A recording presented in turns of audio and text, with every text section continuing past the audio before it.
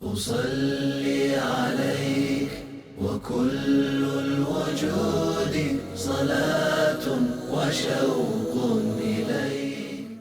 الحمد لله نحمده ونستعينه ونستغفره ونؤمن به ونتوكل عليه ونعوذ بالله من شرور أنفسنا ومن سيئات أعمالنا من يهده الله فلا مضل له ومن يضلله فلا هادي له ونشهد أن لا إله إلا الله وحده لا شريك له ونشهد أن سيدنا محمدا عبده ورسوله أرسله بالهدى ودين الحق ليظهره على الدين كله وكفى بالله شهيدا فصلى الله عليه وسلم تسليما كثيرا كثيرا. أما بعد فأعوذ بالله من الشيطان الرجيم. بسم الله الرحمن الرحيم. يريدون ليطفئوا نور الله بأفواههم والله متم نوره ولو كره الكافرون. هو الذي أرسل رسوله بالهدى ودين الحق ليظهره على الدين كله ولو كره المشركون. يا أيها الذين آمنوا هل أدلكم على تجارة تنجيكم من عذاب أليم تؤمنون بالله ورسوله وتجاهدون في سبيل الله بأموالكم وأنفسكم ذلكم خير لكم إن كنتم تعلمون. محترم ڈاکٹر رفیع الدین صاحب، امیر تنظیم اسلامی حلقہ سرگودا،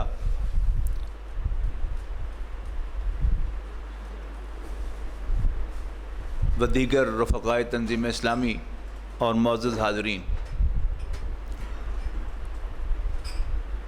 میں سوچ رہا تھا کہ ڈاکٹر رفیع الدین صاحب نے ایک انتہائی مشکل موضوع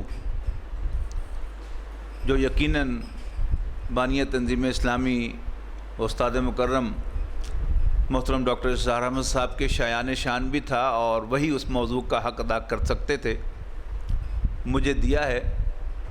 آپ حضرات دعا کریں کہ میں اس موضوع کا حق ادا کر سکوں، اور آپ نے جو وقت آج فارغ کیا ہے واقعتاً میں آپ کی کوئی رہنمائی اس سلسلے میں کر سکوں. موجودہ عالمی حالات اور پاکستان کا مستقبل. موجودہ عالمی حالات کیا ہیں؟ پاکستان کس چیز کا نام ہے؟ پاکستان کیا ہے؟ اس کی ابتدا کیا ہے؟ اس کا مستقبل کیا ہے؟ اور عالمی حالات میں اس کا مستقبل روشن ہے یا تاریک ہے؟ یہ سب باتیں ہیں کہ جو ایک مختصر وقت میں مجھے کرنا ہے. جہاں تک عالمی حالات کا تعلق ہے، اس کو واضح طور پر ہمیں سمجھنا چاہیے کہ ہم کہاں کھڑے ہیں. عالمی حالات کے اعتبار سے کئی غلاف ہیں کہ جو اس وقت نوع انسانی کے اوپر، اس گلوب کے اوپر چڑھے ہوئے ہیں. ایک بہت بڑا غلاف، ایک بہت بڑا کمبل امریکہ ہے، جس کی حیثیت اس وقت دنیا میں واحد عظیم سپر پاور کی ہے، جس کی طاقت کا اندازہ لگانا بھی مشکل ہے. خلا میں دیکھیں، زمین میں دیکھیں، سائنس اور ٹیکنالوجی میں دیکھیں، جنگی مہارت اور جنگی ٹیکنالوجی میں دیکھیں، تو اس کا کوئی دوڑ دنیا میں نظر نہیں آتا. روس کے خلاف افغان وار میں امریکہ نے سٹنگر میزائل انٹروڈیوس کر دیے. ایسے میزائل کہ جو بڑی آسانی سے ایک عام آدمی جو اپنے کندھے کے اوپر رکھ کر چلا کر ہوائی جہاز کو گرا سکتا ہے. اس سے پہلے یہ ٹیکنالوجی موجود نہیں تھی. پھر عراق وار کے اندر سکڈ میزائل انٹروڈیوس کرائے گئے کہ کوئی میزائل جو ہے اس کو راستے ہی میں وہ میزائل تباہ کر سکتے ہیں. پھر افغان وار کے اندر ڈیزی کٹرز اور ایسے طیارے جو ہیں وہ انہوں نے انٹروڈیوس کروائے کہ جو 50,000 فٹ کی بلندی سے اپنے ٹارگٹ کو نشانہ بنا سکتے ہیں، جہاں نہ کوئی اینٹی ایئر کرافٹ گن مار کر سکتی ہے اور نہ کوئی اور میزائل جو ہے وہ وہاں تک پہنچتا ہوا دکھائی دیتا ہے. تو امریکہ نے اپنی طاقت دنیا سے منوا لی ہے، اور اب وہ ایک دندناتا ہوا سپاہی ہے، ایک وائلڈ ایلیفنٹ کی حیثیت رکھتا ہے کہ وہ تمام دنیا پر اپنی حکمرانی قائم کرنے کے خواب دیکھ رہا ہے، اور وہ چاہتا ہے کہ دنیا میں کوئی حرکت میری اجازت کے بغیر نہ ہو. یہ تو ایک بہت بڑا تھریٹ ہے نوع انسانی کے اوپر، جس کو بہرحال پاکستان نے بھی فیس کرنا ہے، اور پاکستان کے ساتھ اس کا رویہ کیا ہے یہ ہم سب کو معلوم ہے. دوسری طرف ایک عالمی تہذیب ہے کہ جسے ہم سیکولر تہذیب کے نام سے پہچانتے ہیں. اس تہذیب کے کئی حصے ہیں. ایک اس کا سیاسی نظام ہے، اور اس سیاسی نظام میں مذہب کو بالکل نکال دیا گیا ہے، اور اس کے ساتھ ساتھ ایک تعلیمی نظام ہے. یہ میں عرض کرتا چلوں کہ عام طور پر سیکولرزم کے بارے میں یہ سمجھا جاتا ہے کہ یہ separation of church and state کا نام ہے، کہ مذہبی معاملات اور ریاستی معاملات ایک دوسرے جدا جدا ہو جائیں، اور ریاست کے معاملات میں مذہب کا کوئی عمل دخل نہ ہو. یہ سیکولرزم کا صرف ایک گوشہ ہے. سیکولرزم اس سے کہیں اور آگے ہے. آکسفورڈ ڈکشنری کے 1995 کے ایڈیشن میں سیکولرزم کو کچھ یوں ڈیفائن کیا گیا ہے کہ believe that laws and education should be based on facts and science etcetera rather than religion. یعنی یہ بات مان لینا، اس بات کو تسلیم کر لینا کہ قوانین اور نظام تعلیم کی بنیاد حقائق اور سائنس پر ہو، نہ کہ مذہب پر. اب لاز کی بنیاد، قوانین کی بنیاد سائنس پر ہو، مذہب پر نہیں، اس کے کیا معنی ہے؟ اس کی ایک مثال میں اگر آپ کو دوں تو آپ کی سمجھ میں بات شاید آ جائے کہ امریکہ کے رہنے والوں کی اکثریت عیسائیوں پر مشتمل ہے، اور عیسائی بائبل کو مانتے ہیں، اور بائبل میں شراب حرام ہے. پچھلی صدی میں امریکہ میں ایک ایکٹ پاس ہوا تھا جسے پروہیبیشن ایکٹ کے نام سے جانا جاتا ہے، اور اس ایکٹ کی روح سے شراب بین ہو گئی تھی امریکہ میں. لیکن شراب بین کیوں ہوئی تھی، کیسے ہوئی تھی؟ پارلیمنٹ میں بین ہوئی تھی، پارلیمنٹ نے بین کی تھی، لیکن پارلیمنٹ کے پاس ہمیشہ کوئی نہ کوئی ریفرنس جاتا ہے. یعنی حکومت کوئی ریفرنس بنا کے بھیجتی ہے، پارلیمنٹ اس پر غور کرتی ہے، یا کوئی پارلیمنٹ کا ریفرنس جو ہے وہ لے کے جاتا ہے، کوئی بل لے کے جاتا ہے، پارلیمنٹ اس پر غور کرتی ہے اور پھر اسے منظور یا ریجیکٹ کرتی ہے. تو پروہیبیشن ایکٹ جو پاس ہوا امریکہ میں، جو بعد میں واپس لینا پڑا ان کو اس لیے کہ اس پر چل نہیں سکے، ایسی رچ بس گئی تھی ان کی رگوں میں کہ اس کو چھوڑ نہیں سکے. اس کا ریفرنس کیا تھا؟ بائبل نہیں تھی، اس کا ریفرنس تھا فیکٹس اینڈ فگرز. یعنی پارلیمنٹ کے سامنے حقائق لائے گئے تھے، اعداد و شمار لائے گئے تھے کہ ہر سال امریکہ میں اتنی اموات شراب کی وجہ سے واقع ہوتی ہیں، اتنے ایکسیڈنٹ شراب کی وجہ سے ہوتے ہیں، پولیس پر اتنا برڈن بڑھ جاتا ہے، ہاسپٹلز پر اتنا برڈن بڑھ جاتا ہے، اتنے ٹاپ سیکرٹس، بڑے اعلیٰ راز جو ہیں وہ فاش ہو جاتے ہیں شراب کے نشے میں. لہٰذا یہ بڑی خطرناک ہے، اسے بین کیا جائے. پارلیمنٹ میں ان اعداد و شمار پر غور کیا گیا اور واقعی اس کو خطرناک پایا گیا اور اس کو بین کر دیا گیا. تو اس کا ریفرنس اعداد و شمار تھے، بائبل نہیں تھی، تورات نہیں تھی، انجیل نہیں تھی. تو laws should be based on facts and science, اس کا مطلب یہ ہوا. دوسرا کیا ہے؟ ایجوکیشن. یعنی اگرچہ سیکولرزم کی ونڈو ڈریسنگ، یعنی جو کچھ اس کا عام طور پر بیان ہوتا ہے وہ تو یہی ہے کہ مذہبی معاملات علیحدہ ہو جائیں اور ریاست کے معاملات علیحدہ ہو جائیں، اور اس کی روح سے یہ کہا جاتا ہے کہ we don't mind someone believes in God اور ہی ڈزنٹ. ہمیں کوئی اعتراض نہیں ہے کہ اللہ کو مانے یا نہ مانے، ایک خدا کو مانے، 10 خداؤں کو مانے، 1000 کو مانے، ہمیں کوئی اعتراض نہیں ہے. لیکن جو ملک کا قانون ہوگا وہ عوام کی رائے سے بنے گا، پارلیمنٹ اسے پاس کرے گی، وہ مذہب پاس نہیں کرے گا. لیکن نظام تعلیم کی روح سے جب نظام تعلیم کی بنیاد سیکولرزم ہو جائے گی تو پھر سیکولر نظام تعلیم میں صرف وہی پڑھایا جا سکے گا اسکول سسٹم کے اندر کہ جو سائنسی نقطہ نگاہ سے ثابت کیا جا سکے. سمجھے نا؟ یعنی تمام مذاہب اپنی اپنی مذہبی مراکز میں جو مرضی پڑھا لیں. مسلمان مسجد میں اپنے بچے کو جو مرضی پڑھائیں، ہندو اپنے ٹیمپل میں، اپنے مندر میں اپنے بچے کو جو مرضی پڑھائے، عیسائی اپنے چرچ میں اپنے بچے کو جو جی چاہے پڑھائے، یہودی اپنے سینیگوگ میں اپنے بچے کو جی چاہے پڑھائے. لیکن اسکول سسٹم جس میں سے ہر بچہ گزرے گا اس میں کوئی ایسی چیز نہیں پڑھائی جا سکتی جو سائنسی اعتبار سے ثابت نہ کی جا سکے.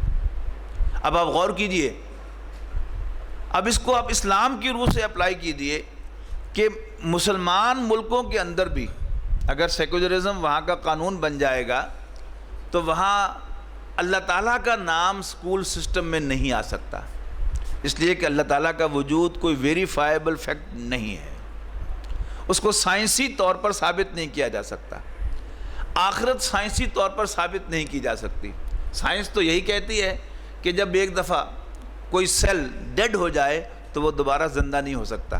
لہذا باعث بعد الموت نظام تعلیم میں اس کا کوئی ذکر نہیں ہو سکتا، فرشتوں کا کوئی ذکر نہیں ہو سکتا، جنات کا کوئی ذکر نہیں ہو سکتا. تو کہنے کو تو آزادی ہے، ہر شخص کو مذہبی آزادی ہے، لیکن اگر یہ نظام تعلیم رائج ہوگا تو اس نظام تعلیم میں سے جو بچہ پڑھ کے نکلے گا وہ اگر تو ایسا بچہ ہوگا جس نے صرف رٹا لگا کر امتحان پاس کرنے ہی کے لیے پڑھا تھا اور پڑھ کر بھلا دیا، وہ تو بچ جائے گا.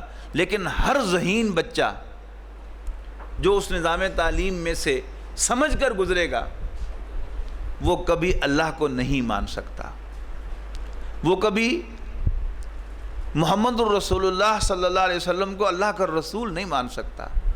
عظیم انسان تو مانے گا، ہاں بہت عظیم انسان تھے، ان جیسا جرنیل کوئی پیدا نہیں ہوا، ان جیسا منتظم اور مینیجر کوئی پیدا نہیں ہوا، ان جیسا باپ کوئی پیدا نہیں ہوا، ان جیسا استاد کوئی پیدا نہیں ہوا،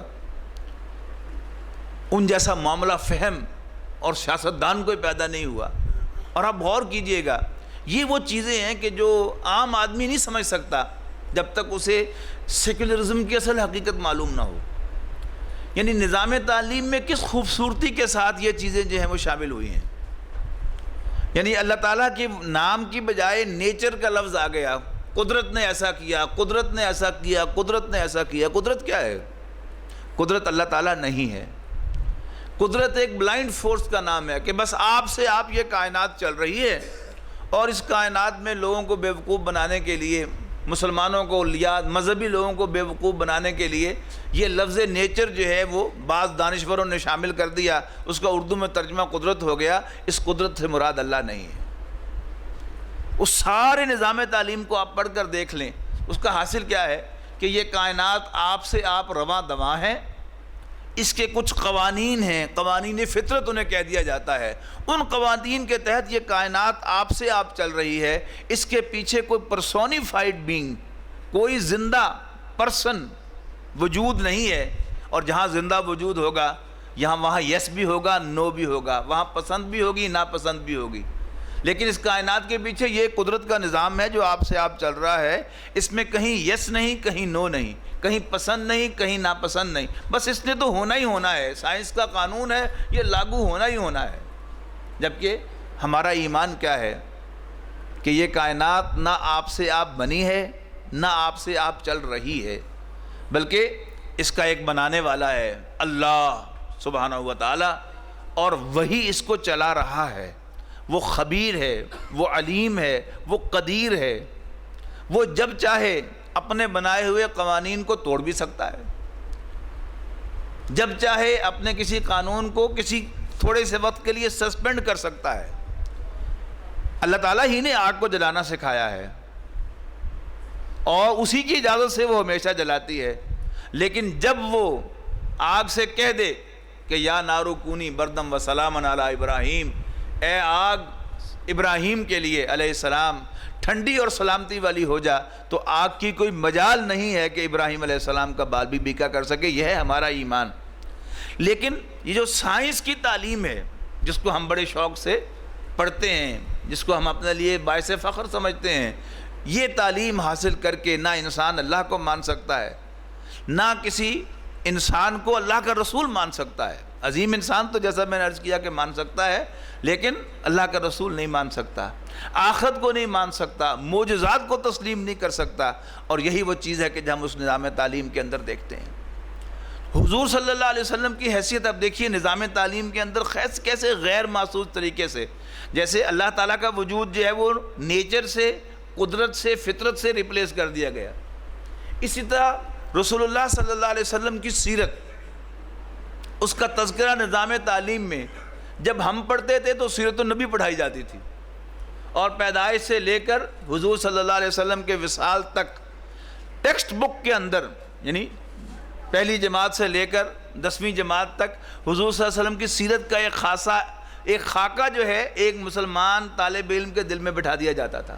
اگرچہ میں مانتا ہوں کہ اس میں تفاصیل نہیں تھی، لیکن میں سمجھتا ہوں کہ ہر بچہ یہ جانتا تھا کہ حضور صلی اللہ علیہ وسلم مکہ مکرمہ میں پیدا ہوئے، جانتا تھا کہ 6 سال کی عمر میں رسول اللہ صلی اللہ علیہ وسلم کی والدہ کا انتقال ہوا، جانتا تھا کہ 8 برس کی عمر میں حضور کے دادا کا انتقال ہوا، جانتا تھا کہ 25 برس کی عمر میں حضور صلی اللہ علیہ وسلم کی حضرت خدیجہ سے شادی ہوئی، جانتا تھا کہ 40 سال کی عمر میں آپ پر وحی کا آغاز ہوا، جانتا تھا کہ سن 1090 جو ہے یہ عام الحزن ہے، اس میں ابو طالب کا بھی انتقال ہوا، حضرت خدیجہ کا بھی انتقال ہوا، جانتا تھا کہ پھر حضور صلی اللہ علیہ وسلم کو معراج ہوئی، پھر وہ جانتا تھا کہ اس کے بعد نبی اکرم صلی اللہ علیہ وسلم نے 13 برس مکہ مکرمہ میں گزارنے کے بعد وہاں سے ہجرت فرمائی، پھر غزوہ بدر ہوا، غزوہ احد ہوا، غزوہ خندق ہوا، صلح حدیبیہ ہوئی، اور پھر 8 ہجری میں نبی اکرم صلی اللہ علیہ وسلم نے مکہ مکرمہ کو فتح کیا۔ اب بڑے ہی یعنی استادی کہوں گا، بڑی استادی لگائی گئی اور بڑی ہوشیاری کے ساتھ نظام تعلیم میں سے سیرت النبی جو ہے اس کو بدل دیا گیا عنوانات سے۔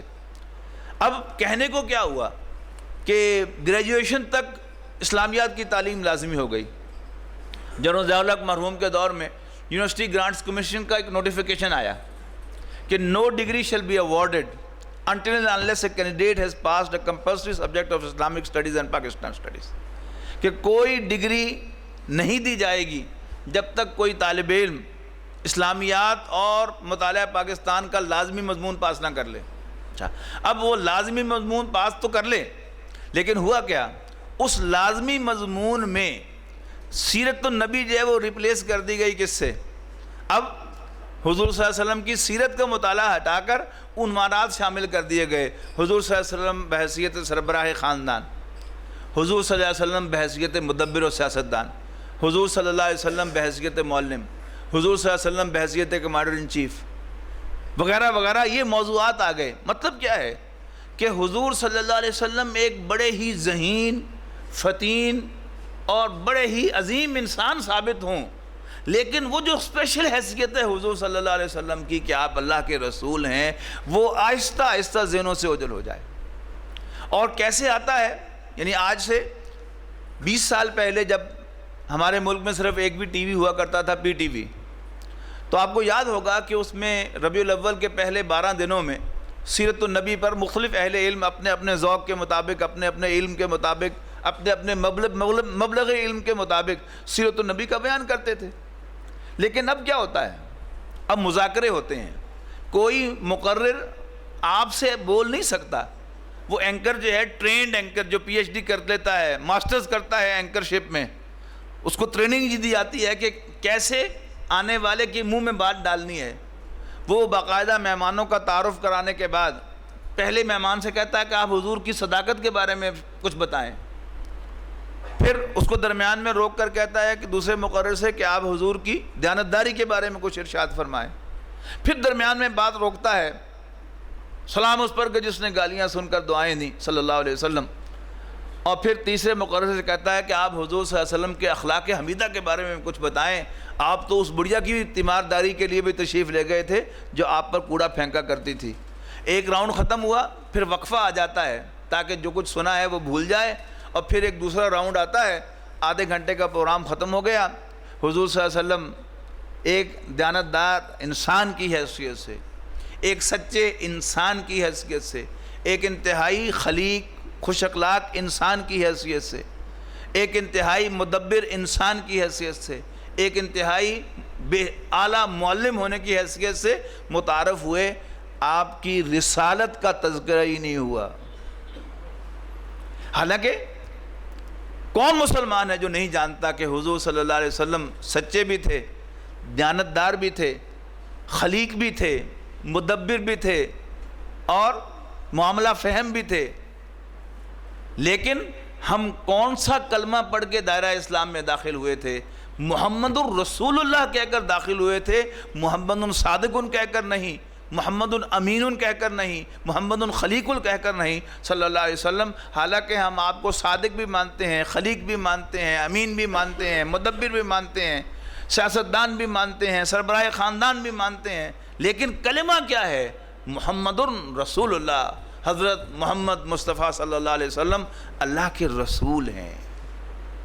دیکھیں نا کیسے غیر محسوس طریقے سے اصل چیز جو ہے وہ پیچھے ہٹا دی. اسی طرح قرآن مجید نے تو اللہ تعالیٰ کو انٹروڈیوس کروایا تھا بطور رب کے، آقا کے، لارڈ کے، اقرا بسم ربک اور الحمدللہ رب العالمین. اب ایک بڑی رو نکلی کہ بچہ جو ہے وہ انٹرنیٹ پہ بیٹھا اسلام کی تبلیغ کر رہا ہے، لیکن دلچسپ بات کیا ہے؟ وہ اسلام کی تبلیغ جو ہے وہ اللہ تعالیٰ کو بطور خالق متعارف کرانے کی کوشش ہے، اور خالق بھی متعارف کروایا جاتا ہے نیچر کے حوالے سے، پرسونیفائڈ بینگ کی حیثیت سے. اس لیے کہ علماء کے ساتھ تو رابطہ ہمارا کٹ گیا. دین اصل میں کیا ہے؟ اللہ کو ماننے کے معنی کیا ہیں؟ اللہ کے رسول کو ماننے کے معنی کیا ہیں؟ یہ تو ہمیں معلوم ہی نہیں. اب ہر شخص جو ہے وہ بیٹھا ہے اور اپنے حساب سے تبلیغ کا کام کر رہا ہے اور اسے پتہ ہی نہیں کہ میں کیا کر رہا ہوں. قرآن مجید کا مطالعہ کریں تو عجیب حقیقت منکشف ہوتی ہے کہ مکے کے کافر توحید کے ساتھ اللہ تعالیٰ کو خالق کائنات مانتے تھے. قرآن مجید میں ایک بار نہیں کئی دفعہ یہ آیت آئی ہے، لَئِن سَأَلْتَهُم مَّن خَلَقَ السَّمَاوَاتِ وَالْأَرْضَ لَيَقُولُنَّ اللَّهُ. یقیناً اگر تم ان سے پوچھو کہ آسمانوں اور زمین کو کس نے پیدا کیا، یعنی کائنات کو کس نے پیدا کیا، تو لازماً کہیں گے کہ اللہ تعالیٰ ہی نے پیدا کیا. اور مکے کے لوگ کیا کچھ مانتے تھے؟ سورہ یونس میں پڑھیے، آیت نمبر 31 ہے، قُلْ مَنْ يَرْزُقُكُم مِّنَ السَّمَاءِ وَالْأَرْضِ أَمَّنْ يَمْلِكُ السَّمْعَ وَالْأَبْصَارَ وَمَنْ يُخْرِجُ الْحَيَّ مِنَ الْمَيِّتِ وَيُخْرِجُ الْمَيِّتَ مِنَ الْحَيِّ وَمَنْ يُدَبِّرُ الْأَمْرَ سَيَقُولُونَ اللَّهُ. ان سے پوچھو کہ آسمان اور زمین سے تمہیں رزق کون دیتا ہے؟ کس کے کنٹرول میں ہیں کان اور آنکھیں؟ کون مردہ کو زندہ سے، زندہ کو مردہ سے پیدا کرتا ہے؟ اور کون کاموں کو پلان کرتا ہے؟ سیقولون اللہ، تو کہیں گے اللہ. فقل افلا تتقون، تو پھر ان سے پوچھو کہ اس سے ڈرتے کیوں نہیں ہو؟ اور پھر اللہ تعالیٰ کا قرآنی تعارف کروایا، فذالکم اللہ ربکم الحق، تو سن لو پھر یہ اللہ ہی تمہارا حقیقی رب ہے، حقیقی آقا ہے. تو ایک سیکولر نظام جو ہے وہ سیکولر نظام اور سیکولر تعلیم انٹروڈیوس کروائی گئی، جس کے نتیجے میں اللہ کو ماننا ہی مشکل بنا دیا گیا. بظاہر الاؤ کیا گیا، اجازت دی گئی کہ ہمیں کوئی اعتراض نہیں کہ تم اللہ کو مانو یا نہ مانو، ایک کو مانو، 10 کو مانو، 1000 کو مانو، لیکن اس نظام تعلیم کے ذریعے سے اللہ کو ماننے کے کیا معنی ہیں یہ معلوم ہی نہیں ہے. پھر ایک معاشرتی نظام اور ایک معاشی نظام دنیا میں متعارف کروایا گیا. معاشی نظام کیا تھا؟ سود متعارف کروایا گیا. بینکاری کا نظام جو ہے وہ اس طرح اس کے جن پنجے جو ہے معاشرے کے اندر گاڑ دیے گئے کہ عام انسان جو ہے وہ سمجھتا ہے کہ اب تو سود کے بغیر کاروبار ہو ہی نہیں سکتا. اور سود کی کیا قباحتیں ہیں، کس طرح سود جو ہے وہ لوگوں کا خون چوستا ہے، اس کی طرف توجہ ہی نہیں. ہر شخص جو ہے وہ اپنا خون جو ہے وہ چوسنے کی اجازت بھی دے رہا ہے اور اس پر خوش بھی ہو رہا ہے کہ واہ واہ واہ واہ میری زندگی تو بڑے مزے میں آ گئی. اور قرآن مجید جس طریقے سے سود سے منع کرتا کسی کو معلوم ہی نہیں. وہی اعتراض کہ جو اس وقت بھی کیے جاتے تھے، اب کوئی شخص جو ہے وہ اعتراض لے کے آتا ہے، بظاہر یہ شو کرتا ہے کہ شاید وہ کوئی بڑا آسمان سے تارا توڑ کے لایا ہے اور ایک نئی بات لے کے آیا ہے، حالانکہ کوئی بات نئی نہیں ہے. قرآن مجید نے کہا ہے کہ یہ لوگ کہتے ہیں کہ انما البیع مثل الربا، کہ سود اور کاروبار ایک جیسے ہی تو ہیں. جواب دیا وَأَحَلَّ اللَّهُ الْبَيْعَ وَحَرَّمَ الرِّبَا، اللہ نے کاروبار کو جائز اور سود کو ناجائز کر دیا ہے. جیسے کوئی شخص جو ہے وہ اس بحث پر آ جائے کہ بتائیے جی بیوی اور بہن میں کیا فرق ہے، کوئی فرق ثابت کیا جا سکتا ہے کوئی فرق؟ سوائے اس کے کہ ایک حرام ہے ایک حلال ہے. اللہ نے اعلان کر دیا حرمت علیکم امہاتکم و بناتکم و اخواتکم و عماتکم و خالاتکم و بنات الاخی و بنات الاختی الی آخر الآیہ.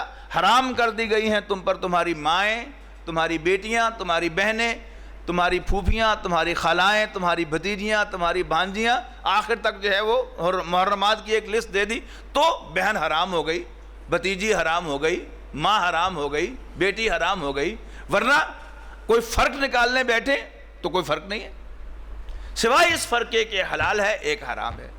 تو ایسا معاشی نظام دنیا کے اندر رائج کر دیا کہ جس کے اتنے زیادہ یعنی ٹینٹیکلز اور پنجے جو ہیں وہ گڑ گئے اس کے اندر کہ اب ایک عام انسان جو ہے وہ تصور بھی نہیں کر سکتا کہ سود کے بغیر کو کاروبار بھی ہو سکتا ہے. ایک ایسی فضا جو ہے وہ پیدا کر دی گئی ہے کہ جیسے سود کے بغیر کاروبار ممکن نہیں ہے. پھر ایک معاشرتی نظام دنیا کے اندر رائج کیا گیا، اور وہ معاشرتی نظام کیا ہے؟ بے حیائی، بے پردگی، آوارگی اور زناکاری، اس کو فروغ دینے کے لیے. اور باقاعدہ انٹرنیشنل کانفرنسز کے لیے ہوئی. یعنی سب سے پہلے سن 1994 میں قاہرہ میں ایک کانفرنس ہوئی، اور اس میں یہ طے کیا گیا کہ جو پروسٹیٹیوشن ہے، یعنی طوائفیں جو ہیں ان کے ایک دھندے کو بھی جائز قرار دیا جائے اور ان کو عزت کی نگاہ سے دیکھا جائے، اور تمام ملک جو ہیں اقوام متحدہ کے ممبر وہ اس کے پابند ہوں. پھر یہ کہ جو ہومو سیکسولیٹی ہے، یعنی مردوں کے ساتھ شادی، عورتوں کی عورتوں کے ساتھ شادی، اس کو بھی جائز قرار دیا جائے اور اس کو عزت کی نگاہ سے دیکھا جائے. اور محرم رشتوں کے درمیان شادی جو ہے اس کی بھی اجازت دی جائے، اور اقوام متحدہ کے تمام رکن ممالک کو اس کا پابند بنایا گیا. پھر اگلے سال بیجنگ میں کانفرنس کی گئی اسی ایجنڈے کو آگے بڑھانے کے لیے. پھر سن 2000 میں یعنی اقوام متحدہ کے ہیڈ کوارٹر میں جنرل اسمبلی کے تحت کانفرنس ہوئی، بیجنگ +5 کانفرنس ہوئی. اس سارے کا مقصد کیا ہے؟ بے حیائی کو فروغ دینا. اور امریکہ کے صدر اس وقت کے جو تھے کلنٹن، انہیں بڑے فخر سے کہا کہ عنقریب امریکی معاشرے کی اکثریت جو ہے وہ شادی کے بغیر پیدا ہونے والے بچوں پر مشتمل ہوگی، اور اس پر یہ فخر کر رہے ہیں. یعنی اس کلچر کو رواج دینا، اور ان ساری کانفرنسز کو، ایجنڈے کو آپ دیکھیں، اس کا حاصل کیا ہے؟ یعنی یورپ نے ان کے ایجنڈے کو قبول کر لیا. ہندو ایک بہت بڑا مذہب ہے، ایک بہت بڑی آبادی ہے، وہ پہلے ہی ان کے مذہب کا حصہ ہے.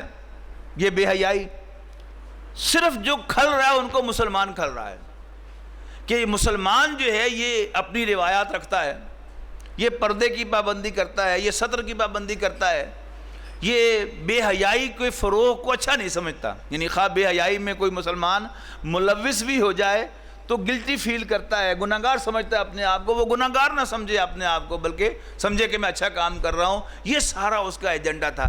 تو یہ بھی کیا ہے؟ یہ غلاف ہے کہ جو اس گلوب کے اوپر، اس کرۂ ارضی کے اوپر جو ہے وہ چھایا ہوا ہے. پھر جو ہے وہ تہذیب جو ہے اس کو اس طریقے سے رائج کیا گیا، اس نظام تعلیم کو باقاعدہ جو ہے وہ انفورس کیا جا رہا ہے. ابھی آپ حال ہی میں آپ نے پڑھا ہوگا تفصیل سے اور یا مقبول جان صاحب کے کالمز میں اس کا ذکر، کہ گورڈن براؤن جو IMF کے چیئرمین ہیں، پہلے وزیر اعظم ہوا کرتے تھے انگلستان کے، وہ $1 ارب لے کر آئے ہیں پاکستان میں نظام تعلیم کو ذرا ٹھیک ٹھاک کرنے کے لیے. اور وہ نظام تعلیم کا ٹھیک ٹھاک کرنا کیا ہے کہ کچھ ایسی کتابیں اور کچھ ایسے مضامین نظام تعلیم کے اندر شامل کیے جائیں کہ جس کے ذریعے سے بے حیائی کو فروغ ہو. اور مغربی تعلیم میں، یعنی جو مغربی ممالک ہیں، ان میں جنسی تعلیم جو ہے وہ اس کو رواج دیا گیا پہلے. اور اب ان کی کوشش یہ ہے کہ وہ جنسی تعلیم جو ہے وہ مسلمان ممالک کے اندر بھی بچوں کو دی جائے، بڑوں کو نہیں، بچوں کو، پرائمری اسکول کے بچوں کو، مڈل اسکول کے بچوں کو، ہائی اسکول کے بچوں کو. یہ تو ہے اس وقت دنیا کا نقشہ، عالمی حالات کے جن کے اندر سے ہم گزر رہے ہیں. باقی جو سیاسی حالات ہیں اور جس میں جو پاکستان کی جغرافیائی حیثیت ہے اس پر محترم رشید عمر صاحب بڑی تفصیل سے گفتگو کر چکے ہیں. اب آئیے کہ پاکستان کیا ہے. آج سے 65 سال پہلے ہندوستان کے اندر ایک تحریک چلی. وہ تحریک کیا تھی کہ ہندوستان کے شمال مغربی، یعنی اسٹارٹ تو یہاں سے ہوئی. علامہ اقبال کا خطبہ الہ آباد جو ہے، یعنی مسلم لیگ کا سالانہ اجلاس تھا، اور علامہ اقبال اس وقت مسلم لیگ کے سربراہ تھے. تو جیسے کسی بھی اجلاس کے آخر میں صدارتی خطبہ ہوتا ہے، وہ علامہ اقبال کا صدارتی خطبہ ہے. تو علامہ اقبال میں اس میں ایک نئی سی بات جو ہے وہ ایک کہہ دی 1930 کا خطبہ الہ آباد، کہ یہ تقدیر مبرم ہے، it's a destiny that in the north west of India, Hindustan کے شمال مغرب میں ایک مسلمان ریاست قائم ہو، اور اسلام کے رخ روشن پر دور ملوکیت کے اندر جو پردے پر گئے تھے ان پردوں کو ہٹا کر اسلام کا اصلی چہرہ جو ہے وہ دنیا کو دکھایا جا سکے، اور اسلام کے اصول حریت، مساوات اور اخوت کی بنیاد پر ایک معاشرہ قائم کر کے دکھایا جائے، جس کے ذریعے سے اسلام کی تبلیغ کا کام ہو سکے اور پوری دنیا کو پتہ چلے کہ یہ ہے اسلام اور یہ ہے اسلام کا نظام. اور یہ وہی چیز ہے کہ جب ہمارے ہمسایہ ملک افغانستان کے اندر طالبان کی حکومت تھی، تو ہمارے ملک کے ایک انتہائی سیکولر دانشور علامہ اقبال کے صاحبزادے ڈاکٹر جاوید اقبال بھی افغانستان کا چکر لگا کے آئے. تو اللہ تعالیٰ جو ہے وہ پھر دشمنوں سے بھی سچی بات کئی دفعہ نکلوا ہی دیتا ہے. تو انہوں نے آ کر کہا کہ اگر 1-2 اور ملکوں میں ایسی حکومت قائم ہو جائے تو ساری دنیا مسلمان ہو سکتی ہے. کیوں؟ عدل قائم ہوا، وہاں پر اخوت کی بنیاد پر سارے مسلمان بھائی بھائی بن گئے، اور عدل و انصاف کا اسلامی نظام قائم ہو گیا. اور بہت سی آراء آپ کے سامنے آتی ہیں کہ اسامہ کو پکڑنے کے لیے افغانستان پر حملہ کیا گیا، کوئی کہتا کہ جی افغانستان کے معدنی وسائل پر ڈاکہ ڈالنے کے لیے حملہ کیا گیا. لیکن وہ جو اشارہ کیا محترم رشید عمر صاحب نے جن حدیث کی طرف، یہ اصل میں وہ تھا جو کھل رہا تھا کہ وہ جو خبر رسول اللہ صلی اللہ علیہ وسلم نے دی تھی وہ سٹیج تو سیٹ ہو گئی، لہذا اکھاڑ دو اس سٹیج کو. تو 65 سال پہلے اس ملک میں ہندوستان میں کیا ہوا؟ یعنی علامہ اقبال نے سن 1930 میں وہ خطبہ دیا، اس کی بنیاد پر مسلم لیگ نے اس کو اپنا ایجنڈا بنا لیا اور اس کو اور زیادہ ایکسٹینڈ کر لیا. صرف شمال مغربی حصے ہی نہیں، ہندوستان کی وہ ساری ریاستیں کہ جہاں مسلمان اکثریت میں ہیں ان کو ایک مسلمان ملک کی حیثیت دے دی جائے. اور اس طرح یہ پاکستان وجود میں آیا. کن حالات میں آیا اس کا بھی ایک نقشہ اپنے ذہن میں لے آئیے کہ ہندو یہاں پر اکثریت میں تھا، اور ہندوؤں کی لیڈرشپ بہت سٹرونگ تھی. گاندھی جو تھا وہ بہت مضبوط لیڈر تھا, اور گاندھی نے کہا تھا کہ پاکستان میری لاش پر بنے گا, معلوم ہے نا. پھر یہ کہ ہندوستان پر حکومت تھی انگریز کی, اور انگریز میں انگلستان میں دو پارٹیاں باری باری حکومت کیا کرتی تھیں, کنزرویٹو پارٹی اور لیبر پارٹی. کنزرویٹو پارٹی جو ہے وہ مسلمانوں کے حق میں سمجھی جاتی تھی, کنزرویٹو مائنڈ کی پارٹی ہے نا, کچھ دینداری, کچھ نیکی, روایات اس کی پاسبان. اور لیبر پارٹی وہ نسبتاً لبرل اور زیادہ سیکولر مائنڈڈ سمجھی جاتی تھی.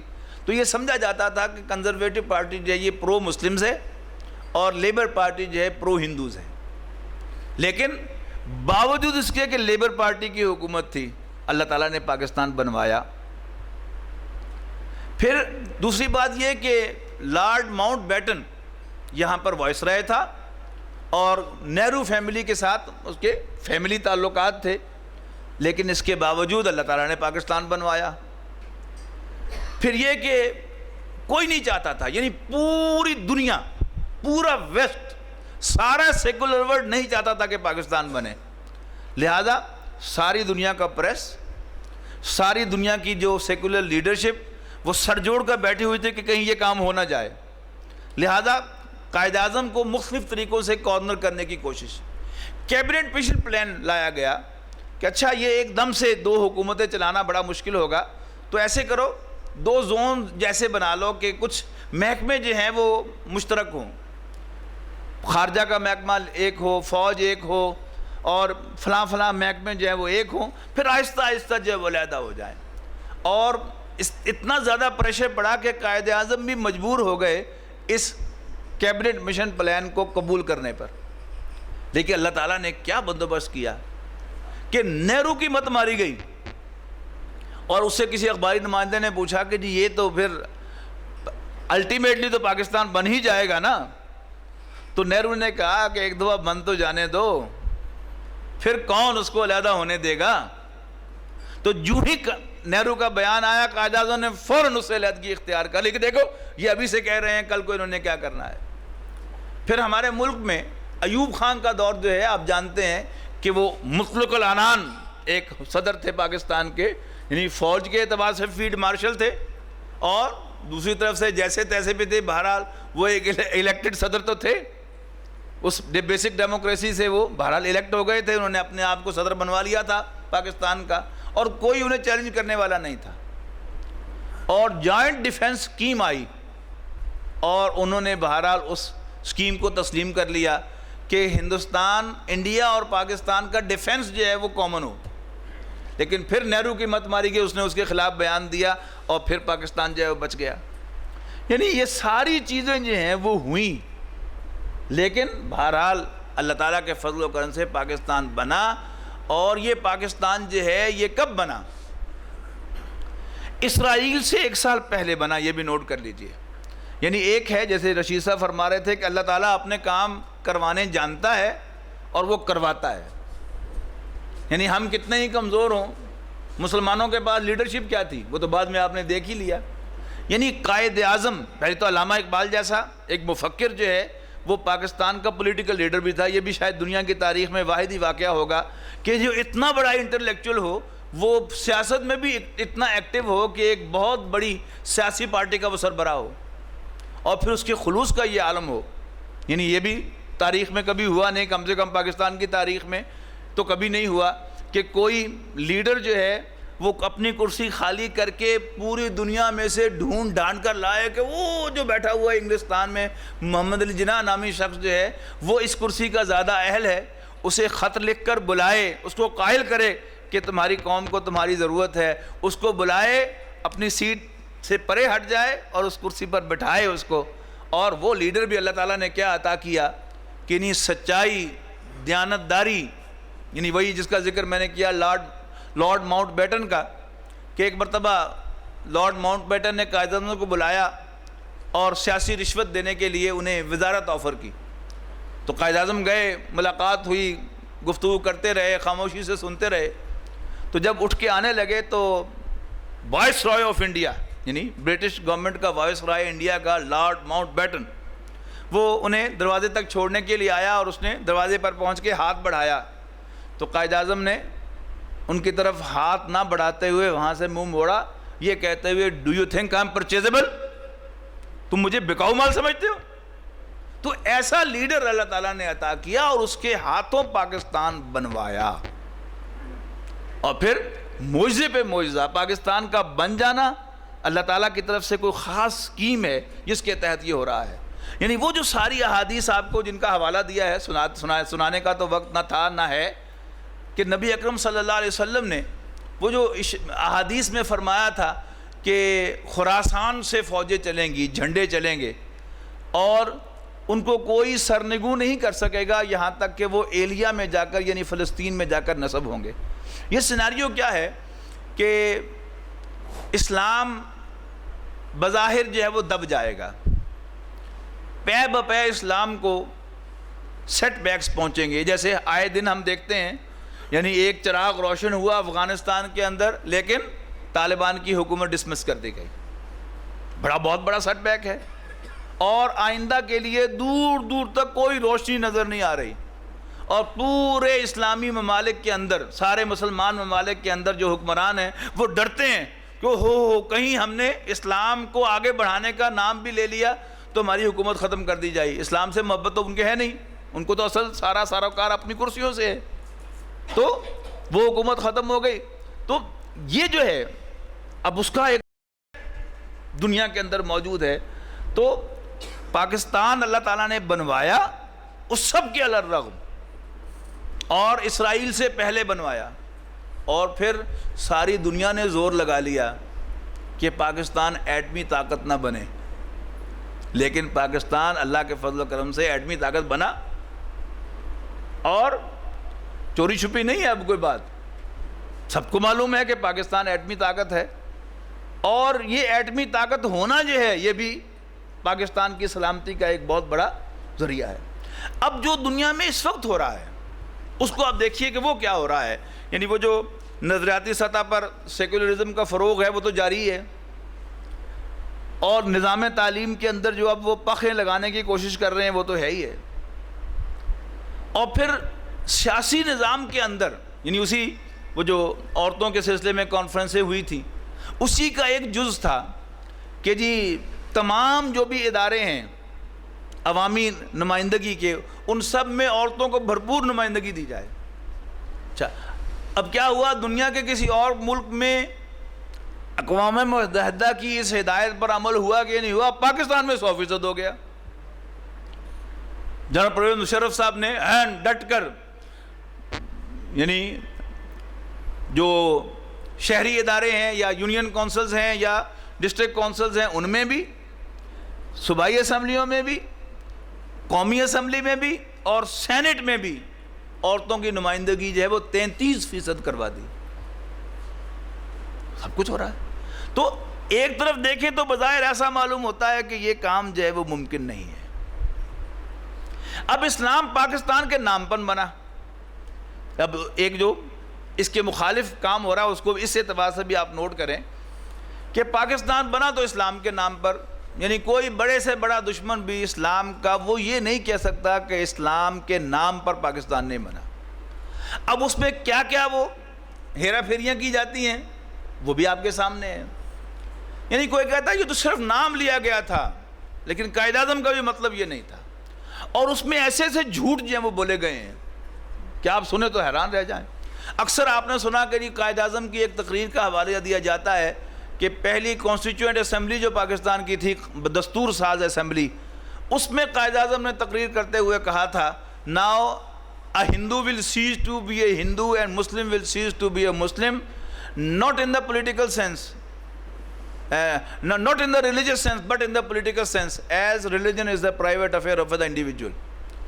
حالانکہ تحقیق کرنے سے پتہ چلا کہ حوالہ دے دیا جاتا ہے کہ اگلے دن جو ڈان اخبار شائع ہوا تھا اس میں قائد اعظم کی یہ تقریر تھی، لیکن جب تحقیق کی پتہ چلا تو معلوم ہوا کہ اس دن ڈان اخبار شائع ہی نہیں ہوا تھا، اور اس کے مقابلے میں قائد اعظم کی ایک نہیں 20 تقاریر ہیں جس میں قائد اعظم نے یہ واضح کیا ہے کہ ہمارا دستور تو 1400 سال پہلے سے بنا ہوا ہے، قرآن و سنت ہی ہمارا دستور ہے، ہم تو حضور صلی اللہ علیہ وسلم ہی کے دستور پر عمل کریں گے. یہ واضح ان کی تقریر ہے، لیکن اس پر پردہ ڈالنے کی کوشش کی جا رہی ہے. پھر یہ کہ یہ چیز جو ہے وہ ناممکن بنائی جا رہی ہے کہ اگر ہم نے دنیا میں ترقی کرنی ہے، یعنی کبھی اس کو تاریخی اعتبار سے اور کبھی جو ہے وہ مستقبل کے اعتبار سے، کہ اگر ہمیں ترقی کرنی ہے تو پھر ہمیں بہرحال بینکاری کا نظام جو ہے اس کو اور زیادہ آگے بڑھانا ہوگا.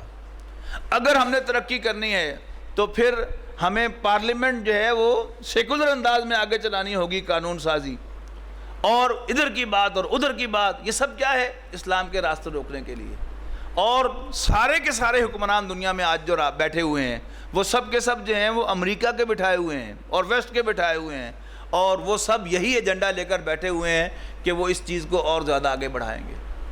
اور تو اور یعنی سعودی عرب جو ہے وہ بھی اب مجبور ہو رہا ہے کہ وہ، یعنی ویسے تو وہ اپنی حکومت چھوڑنے کے لیے تیار نہیں ہے، لیکن اس ہماری حکومت کو رہنے دیں، ہم یہ بھی کر دیتے ہیں، ہماری حکومت کو رہنے دیں تو ہم یہ بھی کر دیتے ہیں، ہماری حکومت کو رہنے دیں ہم یہ بھی کر دیتے ہیں. یہ علیحدہ بات ہے کہ اب آثار بتا رہے ہیں کہ اب سعودی عرب کی حکومت بھی زیادہ دیر رہنے والی نہیں ہے. پاکستان کا وجود اسلام کے نام پر بنا، اور یاد رکھیے گا یہ صرف اور صرف اسلام کے نام پر قائم رہ سکتا ہے، ورنہ اس کے قائم رہنے کا جواز ہی کوئی نہیں. باقی رہا کہ کیسے قائم رہے گا، اب اس کے کئی طریقے ہو سکتے ہیں. ایک خیال بڑا حسین خیال ہے کہ یہ پارلیمنٹ کے ذریعے سے اسلام آ جائے گا، اور میں آپ کو نقشہ دکھا چکا ہوں. 33% عورتوں کی نمائندگی، پھر سیکولر اصول، اور جب پاکستان بنا تھا تو پہلے اسلامی مشاورتی کونسل بنی، پھر جنرل ضیاء الحق صاحب نے آ کر آئیڈیالوجی کونسل بنا دی، اس کو کونسل کا درجہ دے دیا، اور اس کی سفارشات کو ایک قانونی اور دستوری حیثیت دے دی. وہ دستوری حیثیت کیا تھی کہ اسلامک آئیڈیالوجی کونسل کی سفارشات لازماً پارلیمنٹ میں پیش ہوں گی. اور جسٹس ڈاکٹر تنزیل الرحمان صاحب نے اس کا جو نقشہ ایک میٹنگ کے اندر بتایا، ایک جلسے کے اندر بتایا، تنظیم اسلامی ہی کے تحت وہ پروگرام تھا، اس میں وہ تشریف لائے تھے، تو انہوں نے وہ سین دکھایا کہ جی یہ سفارشات کیسے پیش ہوتی ہیں. ایجنڈے میں آ جاتا ہے کہ آج اسلامی نظریاتی کونسل کی سفارشات پیش ہوں گی، اور وہ سفارشات کے بنڈل جو ہیں وہ تمام جو بھی پارلیمنٹ کے ارکان ہیں ان کے ڈیسک کے اوپر رکھ دیے جاتے ہیں. تو ایجنڈا آئٹم اناؤنس ہوتا ہے کہ جی اگلا ایجنڈا آئٹم جو ہے وہ presentation of the Islamic ideology council recommendations. اور وہ جو سیکریٹری، وہ مطلب بیٹھا ہوا، اگر آپ کے ذہن میں ہو پارلیمنٹ کا نقشہ، تو اسپیکر صاحب سامنے بیٹھے ہوئے ہیں، ان کے بالکل نیچے یہ اسپیکر کا ٹیبل ہے، تو یہاں ایک میز لگا ہوا ہوتا ہے جہاں سیکریٹری بیٹھا ہوتا ہے قومی اسمبلی کا. تو وہ کہتا ہے وہ مائک پر پریزنٹڈ، پیش ہو گئی، اور اس کے بعد آتا ہے نیکسٹ، یعنی اسلامی آئیڈیالوجی کونسل کی سفارشات پیش ہو گئیں، نہ اس پر کوئی بحث، یعنی اس کا نام بھی نہیں کہ آج کس سلسلے میں سفارشات آئی ہیں، یعنی بیوقوف بنانے کے لیے اور قانون اور دستور کی ضرورت پوری کرنے کے لیے کہ آئیڈیالوجی کونسل کی ریکمنڈیشنز پریزنٹڈ، اور پھر اس کے بعد نیکسٹ اگلا آئٹم شروع ہو جاتا ہے. یہ مذاق ہوتا ہے اسلامک آئیڈیالوجی کونسل کے پاس. اب ایسے میں یعنی ایک خوش فہمی ہے بہت سے لوگوں کے دلوں میں کہ ہم اتنی میجورٹی میں آ جائیں گے کہ ہم اپنی مرضی کی کانسٹیٹیوشنل امینڈمنٹ بھی کر سکیں اور ہم اپنی مرضی کی قانون سازی بھی کر سکیں، اور یہاں یوں اس طرح اسلام جو ہے وہ نافذ ہو جائے گا. این خیال است و محال است و جنوں، ایسا جو ہے یہ نہ سمجھ میں آنے والی بات ہے اور نہ ہوتا ہوا نظر آتا ہے.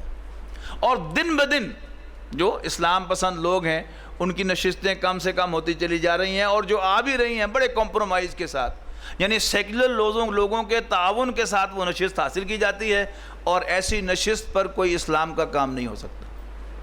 پھر کچھ لوگوں کا خیال ہے کہ اگر نیکی جو ہے وہ عام ہو جائے تو پھر ایک وقت آئے گا کہ جب پاکستان کے رہنے والوں کی عظیم اکثریت نیک ہو جائے گی اور وہ نیکی کا تقاضا کریں گے اور یہاں پر اسلام نافذ ہو جائے گا. نبیوں سے تو یہ کام ہوا نہیں، تو ہم سے یہ کام کیسے ہوگا؟ پھر کچھ لوگوں کا خیال ہے کہ یہاں پر جو ملیٹنٹ طریقے سے اسلام جو ہے وہ نافذ ہو جائے گا. تو یہ بھی ایک خیال ضرور ہے، لیکن نبی اکرم صلی اللہ علیہ وسلم کی سنت کی طرف اگر ہم دیکھیں تو نبی اکرم صلی اللہ علیہ وسلم نے پہلے ہی دن ہتھیار نہیں اٹھایا.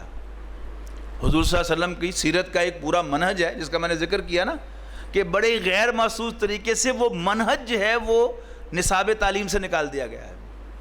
یعنی وہ سٹیپ بائی سٹیپ کہ آپ نے پہلے تبلیغ کی، پھر اس کے نتیجے میں یہ ہوا، پھر اس کے نتیجے میں یہ ہوا، پھر مدینہ منورہ سے آئے ہوئے، یثرب سے آئے ہوئے 5 لوگ اسلام لے آئے، پھر بیعت عقبہ اولیٰ ہوئی، بیعت عقبہ ثانیہ ہوئی. یہ کیا ہے؟ یہ حضور صلی اللہ علیہ وسلم کی اسٹریٹجی ہے، آپ کا منہج ہے، آپ کا طریقہ کار ہے. اس کو غائب کر دیا. حضور صلی اللہ علیہ وسلم کا منہج کیا ہے کہ پہلے آپ نے دعوت دی، اور دعوت کس چیز کی تھی؟ وہ دعوت ایمان تھی. وہ جو تمام نبیوں کی دعوت ہے، یا قوم اعبدوا اللہ ما لکم من الہ غیرہ انی لکم رسول امین فاتقوا اللہ واطیعون ما اسألکم علیہ من اجر ان اجری الا علی رب العالمین. کہ اے میری قوم، اللہ کے بندے بن جاؤ، اللہ کی بندگی کرو، اللہ کے سوا کوئی تمہاری عبادت کے لائق نہیں ہے، میں تمہاری طرف بھیجا ہوا اللہ کا رسول ہوں. یہ مانے بغیر کلیئرلی کہ حضرت محمد صلی اللہ علیہ وسلم اللہ کے آخری رسول ہیں، دین کا کوئی کام نہیں ہو سکتا. اور پھر یہ کہ یعنی ایک اور ڈھکوسلا اس کو بھی میں ذکر کر دوں، یعنی ایک بہت بڑی سازش جو آج دنیا میں ہو رہی ہے وہ کیا ہے؟ Interfaith dialogue. اسلام کے خلاف اس سے بڑی سازش نہیں ہو سکتی. انٹرفیتھ ڈائلاگ کیا ہے؟ کہ ہندو، مسلمان، عیسائی، یہودی سب اکٹھے بیٹھ جائیں اور وہ یعنی آپس میں کوئی بھائی چارے کی باتیں کریں. یاد رکھیے گا، اللہ کا ذکر کر کے تو بھائی چارہ ہو سکتا ہے. اگر آپ محمد رسول اللہ کا ذکر نہ کریں صلی اللہ علیہ وسلم. یہ کام بہت پہلے بھی ہوا ہے ہندوستان کے اندر. جب اکبر، جلال الدین محمد اکبر، سو کالڈ اکبر اعظم ہندوستان کا حکمران تھا، خود مسلمان تھا، نام کا ہی تھا، بہرحال مسلمان تھا، نون تو ہی تھا نا کہ مسلمان ہے، لیکن رعایا کی عظیم اکثریت ہندو تھی. لہذا اسے پرابلم پیش آ رہا تھا یعنی حکومت میں. تو پھر اس نے اصلاح مشورہ کیا تو کچھ علماء اس کو مل گئے، انہوں نے کہا ہاں بالکل اصل چیز تو اللہ کا ایمان ہے، توحید ہے. حضور صلی اللہ علیہ وسلم کے ذکر کے بغیر بھی بات بن سکتی ہے. اصل چیز کو پروموٹ کیا جائے، جب لوگ اندر آ جائیں گے، اسلام قبول کر لیں گے تو پھر حضور صلی اللہ علیہ وسلم کا تعارف بھی کروا دیا جائے گا. تو دین الہی بنایا گیا، دین اللہ نہیں، دین الہی. اس کا مطلب کیا ہے؟ میرے خدا کا دین. مسلمان سمجھے یہ میرا دین ہے، ہندو سمجھے یہ میرا دین ہے، سکھ سمجھے یہ میرا دین ہے، عیسائی سمجھے یہ میرا دین ہے، یعنی سب اپنا اپنا دین سمجھے.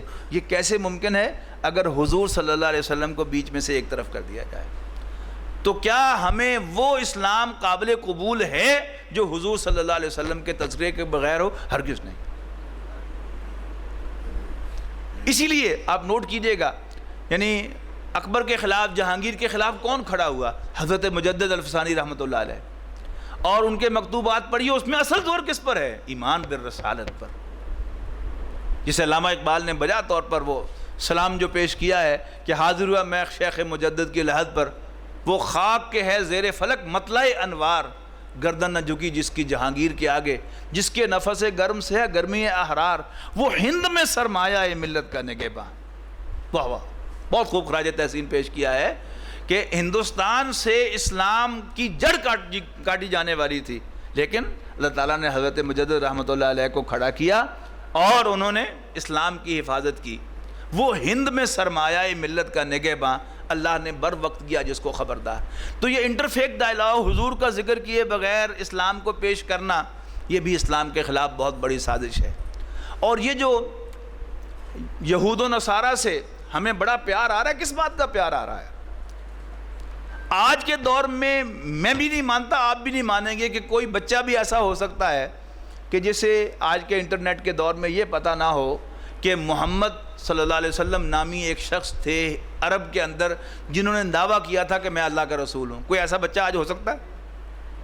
اب اگر وہ حضور صلی اللہ علیہ وسلم کے اس دعوے کو نہیں مانتا، یعنی حضور صلی اللہ علیہ وسلم پر ایمان نہیں لاتا، تو پھر اس کا مطلب کیا ہے کہ وہ حضور صلی اللہ علیہ وسلم کو جھوٹا سمجھتا ہے، معاذ اللہ. تو جو حضور صلی اللہ علیہ وسلم کو جھوٹا سمجھے اس پر ہمیں پیار کیوں آتا ہے؟ میرے باپ کو کوئی جھوٹا کہے تو اس پر تو میرا خون کھولے، اور حضور صلی اللہ علیہ وسلم کو جھوٹا سمجھے تو میں اسے جا کے جفیاں ڈالوں، اسے جا کر گلے ملوں، کیوں؟ بالکل ختم ہو گئی میری غیرت ایمانی۔ تو یہ سب ہیں وہ جال کے جو ہمارے گرد بن دیے گئے ہیں، غلاف ہیں جو چڑھے ہوئے ہیں۔ ان تمام غلافوں کو پھاڑ کر ہم نے پاکستان کو قائم رکھنا ہے، اور پاکستان صرف اور صرف قائم رہے گا اپنے نظریے کی بنیاد پر۔ اگر ہم نے یہاں پر اسلام قائم نہ کیا، یہاں پر اللہ کے دین کو غالب نہ کیا، اللہ کے دین کو حکمران نہ بنایا، تو یاد رکھیے گا صرف نعرے لگانے سے یہ پاکستان زندہ نہیں رہے گا، یہ نہیں بچے گا۔ ہمارے سارے انٹلیکچول، اللہ انہیں ہدایت دے، اخباری کالم پڑھ لیجئے، ٹی وی کے مذاکرے سن لیجئے، کیا کس کام پہ لگے ہوئے ہیں؟ اسلام کی جڑیں کھودنے کے لیے۔ ضرورت اس بات کی ہے کہ ہم نبی اکرم صلی اللہ علیہ وسلم کے منہج کو، کہ آپ نے دنیا میں اسلام کیسے رائج کیا تھا، اس کا مطالعہ کریں، اس کو سمجھیں، اور اسی نہج پر اثر نو کوئی تحریک چلائیں۔ تو نبی اکرم صلی اللہ علیہ وسلم نے سب سے پہلے ایمان کی دعوت دی، اور ایمان کی دعوت میں پھر کہہ رہا ہوں، لا الہ الا اللہ کی دعوت نہیں، محمد الرسول اللہ کی دعوت ہے صلی اللہ علیہ وسلم۔ اس لیے کہ لا الہ الا اللہ میں محمد الرسول اللہ شامل نہیں ہے، محمد الرسول اللہ میں لا الہ الا اللہ شامل ہے۔ اس لیے کہ حضور صلی اللہ علیہ وسلم کے لائے ہوئے دین میں، آپ کی لائی ہوئی تعلیمات میں سب سے پہلی بات کیا ہے؟ لا الہ الا اللہ۔ یعنی حضور صلی اللہ علیہ وسلم کو اللہ کا رسول ماننے کے بعد جو سب سے پہلی بات اسلام میں پتہ چلتی ہے وہ کیا ہے؟ وہ لا الہ الا اللہ ہے۔ باقی صرف لا الہ الا اللہ محمد الرسول اللہ کے بغیر تو یہودی بھی موحد ہے۔ آپ ان کے عقائد کو پڑھ کے دیکھ لیجئے انٹرنیٹ پہ جا کے، سارے عقائد ہمارے جیسے ہوں گے۔ اللہ کو مانتے ہیں جیسے ہم مانتے ہیں، آخرت کو مانتے ہیں جیسے ہم مانتے ہیں، جنت کو، دوزخ کو، فرشتوں کو، باس بعد الموت کو، یہاں تک کہ تقدیر تب کو مانتے ہیں۔ تو کیا وہ مسلمان ہیں؟ نہیں۔ مسلمان کی تعریف کیا ہے؟ الایمان تصدیق بما جاء بہ النبی صلی اللہ علیہ وسلم۔ ایمان نام ہے ہر اس بات کو مان لینے کا، سچا کہنے کا، سچا سمجھنے کا جو حضرت محمد صلی اللہ علیہ وسلم اللہ کا رسول ہونے کی حیثیت سے لے کر آئے۔ تو سب سے پہلے دعوت ایمان، پھر جو لوگ اس دعوت کو قبول کریں، دعوت ایمان کو، پھر انہیں منظم کیا جائے، ان کی تربیت کی جائے۔ اور سب سے بڑی تربیت کیا ہے؟ اپنے مکی دور کی تربیت کیا ہے؟ آپ نے کوئی ملٹری ٹریننگ نہیں دی، آپ نے نہ جوڈو سکھائے نہ کراٹے سکھائے، کیا سکھایا؟ مر جاؤ لیکن اس کلمے کو پیٹھ نہ دکھاؤ، ایمان پر ثابت قدم رہنا، دین کی غیرت پر مر مٹنا، یہ تربیت ہے جو رسول اللہ صلی اللہ علیہ وسلم نے دی ہے۔ اور وائلنٹ ہونے سے آپ نے منع کیا ہے، تشدد سے آپ نے منع کیا ہے، مارے کھاؤ ہاتھ نہ اٹھاؤ۔ قرآن مجید میں براہ راست کوئی آیت نازل نہیں ہوئی اس پر، لیکن مدنی صورتوں میں سے سورہ نساء میں اس کا ذکر ہے۔ معلوم ہوا کہ اللہ تعالیٰ نے کسی خاص مصلحت کے تحت کوئی آیت اس پر نازل نہیں کی، لیکن بعد میں ذکر کیا ہے، الم تر الی الذین قیل لہم کفوا ایدیکم، کیا تم نے ان لوگوں کو دیکھا؟ نہیں دیکھا کہ جنہیں حکم دیا گیا تھا کہ تم اپنے ہاتھ باندھے رکھو۔ معلوم ہوا کہ یہ حدیث غیر مطلوب ہوگی جس کے ذریعے سے پیسیو ریزسٹنس کا، ہاتھ باندھے رکھنے کا حکم دیا گیا تھا، لیکن مظاہرہ یہی ہے۔ حضرت یاسر، حضرت سمیہ رضی اللہ تعالی عنہما کو اتنے سارے صحابہ کی موجودگی میں وہاں پر بڑی بے دردی کے ساتھ شہید کیا گیا، کوئی چھڑانے کے لیے کیوں نہیں آیا؟ اللہ کے رسول صلی اللہ علیہ وسلم کی طرف سے اجازت نہیں تھی۔ آپ کا بھی وہاں سے گزر ہوا، صرف ایک ہی بات کہی، اصبروا یا آل یاسر ان موعدکم الجنہ، اے یاسر کے گھر والوں صبر کرو، جھیلو، برداشت کرو، تمہارے وعدے کی جگہ جنت ہے۔ اس کے بعد جب اللہ تعالیٰ نے یعنی کرتے کرتے کرتے حضور صلی اللہ علیہ وسلم کو کمپرومائز سے منع کیا گیا، یعنی اس زندگی میں اگر انسان نے وقت گزارنا ہے، کام کرنا ہے، تو یہ اسباب کی دنیا ہے۔ تو حضور صلی اللہ علیہ وسلم کے سامنے پیشکشیں آتی تھیں۔ ولید بن مغیرہ ایک بہت بڑا کردار ہے کفار کا، وہ آ کر حضور صلی اللہ علیہ وسلم کو مشورے دیتا رہتا تھا بغیر فیس کے ہی، کہ جی آپ بھی تو بہت زیادہ ریجڈ ہیں، ان کی بات بالکل مانتے ہی نہیں، کیا ضرورت ہے آپ کو ایسی آیات کوٹ کرنے کی جس سے کافروں کو، قریش کو اریٹیشن ہوتی ہے۔ غور کیجئے نا کہ ہم تو بڑی ٹھاٹھ سے تبت یدا ابی لہب میں پڑھ لیتے ہیں نماز میں، تو جہاں ابو لہب زندہ موجود تھا وہاں جب نماز کے اندر بلند آواز سے تبت یدا ابی لہب بھی پڑھی جاتی ہوگی تو کیا بیتی ہوگی ابو لہب پر اور کیا بیتی ہوگی باقی کفار پر. لیکن بہرحال کیا رسول اللہ صلی اللہ علیہ وسلم نے, اور وہ مشورے دیتا تھا آ کر کہ آپ ایسا نہ کیا کریں ویسا نہ کیا کریں. عمل کرنا تو بڑی دور کی بات ہے, حضور صلی اللہ علیہ وسلم کو اس کی بات سن لینے پر بھی جو سختی سے منع کیا جاتا تھا کہ وَاصْبِرْ نَفْسَكَ مَعَ الَّذِينَ يَدْعُونَ رَبَّهُمْ بِالْغَدَاةِ وَالْعَشِيِّ يُرِيدُونَ وَجْهَهُ وَلَا تَعْدُ عَيْنَاكَ عَنْهُمْ تُرِيدُ زِينَةَ الْحَيَاةِ الدُّنْيَا وَلَا تَعْدُ عَيْنَاكَ عَنْهُمْ تُرِيدُ زِينَةَ الْحَيَاةِ الدُّنْيا وَلَا تُطِعْ مَنْ أَغْفَلْنَا قَلْبَهُ عَنْ ذِكْرِنَا وَاتَّبَعَ هَوَاهُ وَكَانَ أَمْرُهُ فُرُطًا کہ بڑی ہی صبر کے ساتھ کنٹینٹ رہیے, مطمئن رہیے اپنے انہی ساتھیوں کے ساتھ جو شب و شام اللہ کو پکارتے ہیں, اللہ ہی پر بھروسہ کرتے ہیں, اور ان سے اپنی آنکھیں نہ پھیریے. یہ نہ سوچئے کہ سردار بڑے تمہارے ساتھ آئیں گے تو دین کا بول بالا ہوگا. نہیں, ہم بیٹھے ہیں, وہ ہم کریں گے. اور مت کہنا ماننا, مت ڈکٹیشن لینا اس سے کہ جس کے دل کو ہم نے اپنی یاد سے غافل کیا ہوا ہے اور اس کا معاملہ حد سے بڑا ہوا ہے. اور پھر کہا وَقُلِ الْحَقُّ مِن رَبِّكُمْ, جو تمہارے رب کی طرف سے تمہارے پاس حق آیا ہے وہی کہنا. فَمَنْ شَاءَ فَلْيُؤْمِنْ وَمَنْ شَاءَ فَلْيَكْفُرْ, جس کا جی چاہے مان لے, جس کا جی چاہے انکار کرے. یہ ہے دعوت کا فیض, صبر, استقامت اور لوگوں کو آرگنائز کرنا. پھر اللہ تعالیٰ نے ایک وقت ایسا آیا کہ حضور صلی اللہ علیہ وسلم کے اپنے قتل کا بھی فیصلہ ہو گیا, اور نبی اکرم صلی اللہ علیہ وسلم کو اسائلم لینی پڑی, پناہ لینی پڑی. پہلے طائف تشریف لے گئے, وہاں سے نہیں ملی. پھر ایک کافر مطعم بن عدی نامی, اس کی پناہ لے کر آپ مکہ مکرمہ میں داخل ہوئے, اور خاندان کی پروٹیکشن حاصل تھی ابو طالب کی زندگی میں. اسی سال 10 نبوی میں ابو طالب کو بھی بلا لیا, اور گھر میں غمگسار بیوی تھی خدیجہ رضی اللہ تعالیٰ عنہ, ان کو بھی بلا لیا. اور پھر بلایا ہے آسمانوں پر, اور پھر پیٹھ ٹھونکی ہے رسول اللہ صلی اللہ علیہ وسلم کی کہ وقت فرصت ہے, کہاں کام ابھی باقی ہے, نور توحید کا اتمام ابھی باقی ہے. رجب کی 27ویں شب کو معراج ہوئی ہے. اس کے بعد شعبان, رمضان, شوال, ذیقعد اور ذی الحج, 5ویں مہینے میں ہی حج کا موسم آ گیا, اور مدینہ منورہ سے آئے ہوئے 5 افراد نے اسلام قبول کر لیا. اگلے سال 12 آ گئے, بیعت عقبہ اولیٰ ہو گئی. ایک معلم لے گئے مصعب بن عمیر رضی اللہ تعالیٰ عنہ کو, انہوں نے ایسے طریقے سے قرآن انجیکٹ کیا ان کے اندر کہ لڑا دے ببولے کو شہباز سے. مدینے کے لوگ, یعنی آج دنیا میں امریکہ کو جو حیثیت حاصل ہے کہ کوئی اس کے سامنے کچھ بھی نہیں سکتا, ایسی ہی حیثیت قریش کو عرب کے جزیرہ نما میں حاصل تھی کہ کوئی قریش کی دشمنی مول لینے کا سوچ بھی نہیں سکتا تھا. لیکن وہ مدینے کے کاشتکار لوگ سیدھے سادے, اللہ تعالیٰ نے ان میں اتنی طاقت بھر دی کہ انہوں نے قریش کے دشمن حضرت محمد مصطفیٰ صلی اللہ علیہ وسلم کو بنا دے دی. اور پھر جو ہوا وہ آپ کو معلوم ہے. نبی اکرم صلی اللہ علیہ وسلم کو جگہ ملی, آپ نے وہاں جاتے ہی مدینہ منورہ میں پہلے 6 مہینے میں 3 کام کیا.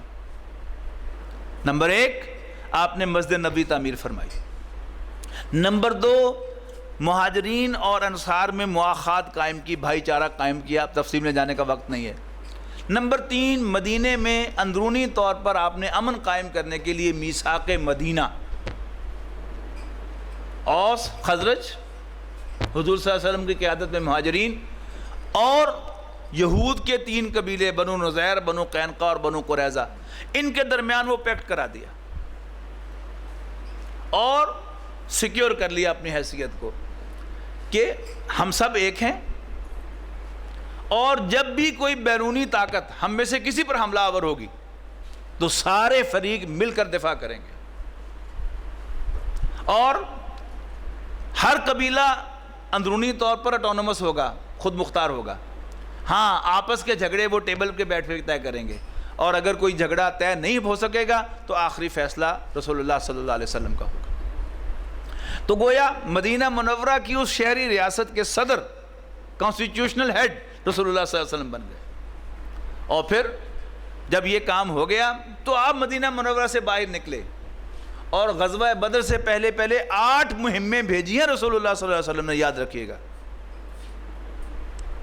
پہلی مہم رمضان سن 1 ہجری میں, دوسری شوال سن 1 ہجری میں, اور پھر پڑھیے، کوئی سیرت کی کتاب اٹھا کے پڑھ لیجئے، یعنی غزوہ بدر سے پہلے 8 مہمیں ہیں جو بھیجی ہیں، جس کی وجہ سے قریش مجبور ہوئے کہ اب تو بہت ہو گئی، اب تو ہمیں جو ہے وہ اقدام کرنا ہی پڑے گا، اور وہ حماقت ان سے ہوئی کہ وہ 1000 کا لشکر لے کر آ گئے، اور اللہ تعالیٰ نے فیصلہ کن فتح عطا فرما دی رسول اللہ صلی اللہ علیہ وسلم۔